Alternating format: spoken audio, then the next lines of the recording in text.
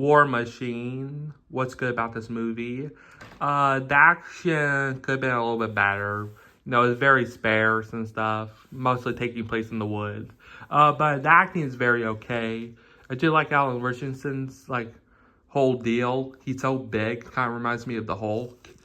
But the characters could have been a little bit more interesting. This movie should have been shorter than it was. You do feel the length and stuff, and the War Machine's barely there. I get that they wanted to set up stuff. Them being a team and stuff. What they have to go through. I was fine with that. I get it's budgetary reason. They wanted to save it for the rest of the movie, but could have at least got a more interesting machine to fight. Kind of generic. And it was funny. He should have died twice in this movie, but he didn't because he's the main character. And they set up a sequel for the end, but that was a little bit interesting. I didn't think it was gonna end like that.